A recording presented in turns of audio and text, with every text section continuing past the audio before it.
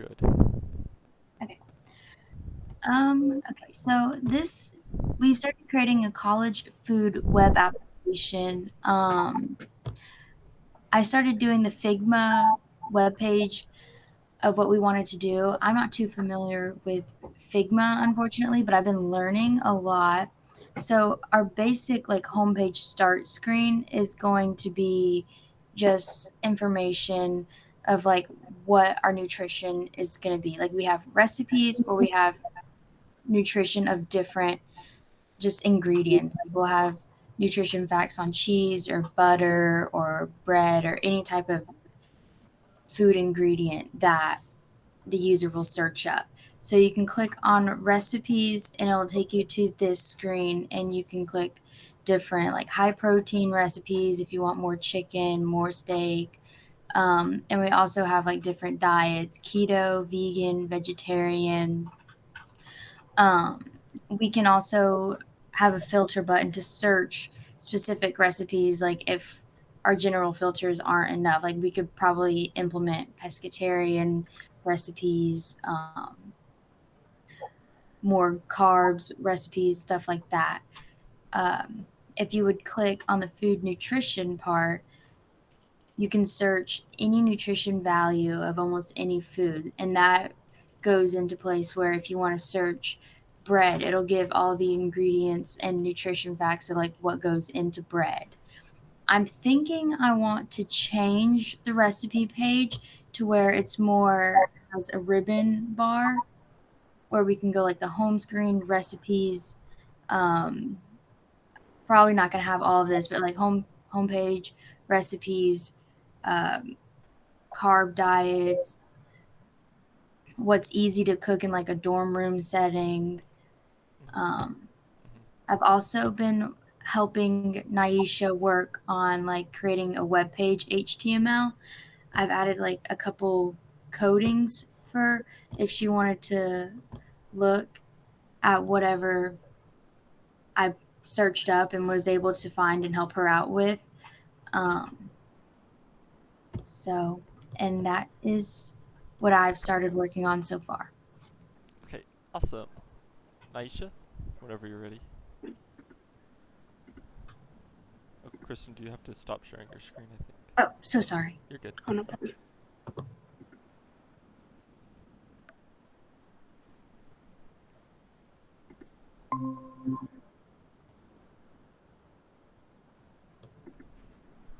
Can you see the screen? Yes, we can see it. Okay, so I've been working on HTML, CSS, and JavaScript. And here I have the heading tag for the site. And here I have the logo for the site as well. Hmm. And here, this is the flip card um, for the site.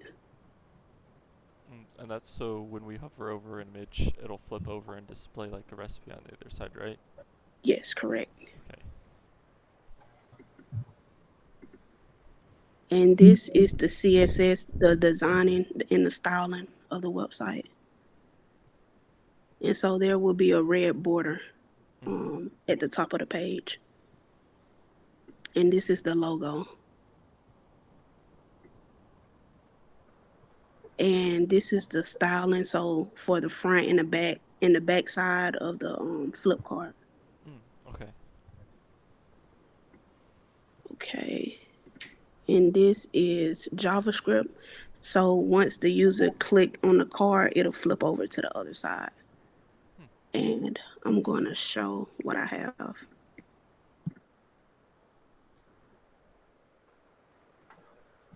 And so it looks like this. Hmm. And once the user clicks on this, it'll flip over. And then the information will be displayed here. Okay, awesome. Nice. Okay. And so I'm working on the second one, Hmm. the second card. And that's what I have so far. Alrighty. We're up next. All right. So I think I'll go and then if you'll wrap it up for us. Yeah, that sounds good.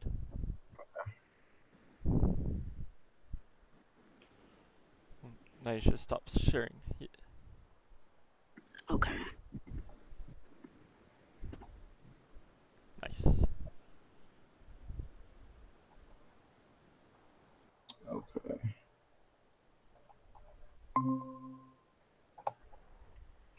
Okay. All right.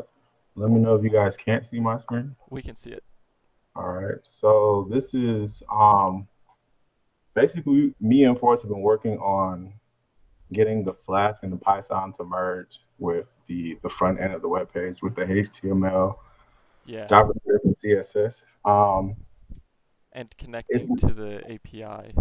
yeah, connecting to the API and getting and being able to pull the data, the recipes, ingredients, and whatnot. Uh huh. It's been going. It's not as straightforward as we would hope, but we're making progress. Um, we do have a prototype where we're able to actually search the ingredients and be able to get recipes. And with this, we feel like we're just that much closer to being Yeah. able to fully be able to implement all the other options that we want the app to encompass. So basically, it's running right now off of HTML, JavaScript, and CSS, and then with this, we'll be able to plug this into our Python and Flask and go a little further. But just to show an example of how it would work, you just gotta kind of picture it through the design that Kristen is putting together and the template that Naisha is building. So basically, the user would say, "I Are have you showing another program? Because I think it's just presenting your web browser. the web browser. Do y'all see the university food app? No, go share your screen to the entire screen. Okay, let me see. What Let me stop real quick and Yeah. start over. Yeah.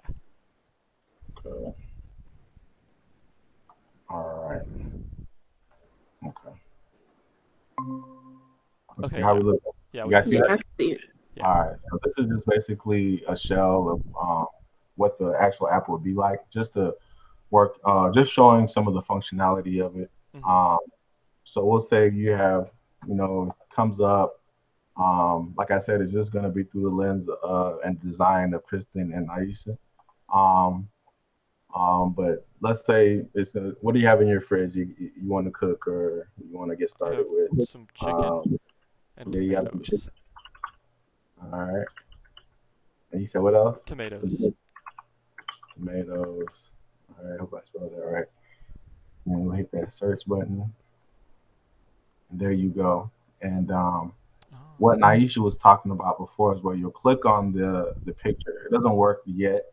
Um, this image will flip over and you'll see a list of ingredients, Mhm. maybe instructions, and some nutritional information about the particular recipe.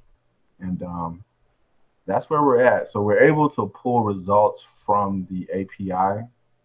It's not all the information that we hope to get once the app is fully finished, but it's a step closer to getting where we want to be. Yes. Exactly. Okay. I think I will walk us through the actual like the Flask code now. Entire window. Alrighty. Can you guys see? Yeah. Awesome. Yes. Okay. Yes. So here is our Flask. This is the web app. So we're in the app here. So we're importing Flask, render template, and request. That's something I was messing with earlier.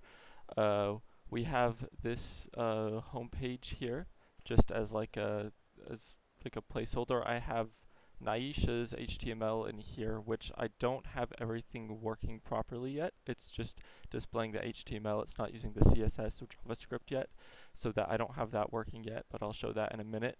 And here we have this routing for where we've been working on getting the API to work. So here's the connection to the API with our app ID and key. It's not taking any user input or anything yet. and it doesn't have any variables yet, so it's not being searched anything, but it still gives out like some sample data.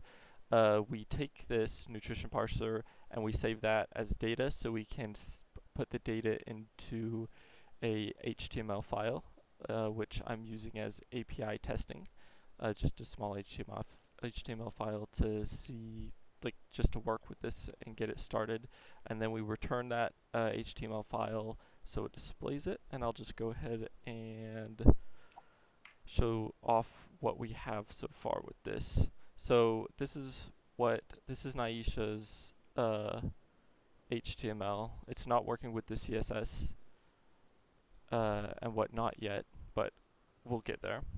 And then if we go to API testing, we can see that it is printing out a list of just like default ingredients that it gives us.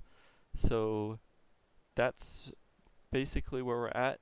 We're at a point where we're a little roadblocked by connecting to the API. So that's Godwin and I are anyway. So we've been trying to get that going, but I feel like once we get that and we understand how to connect and how to get the data properly, things are going to go really quickly from there. So yes, thank you.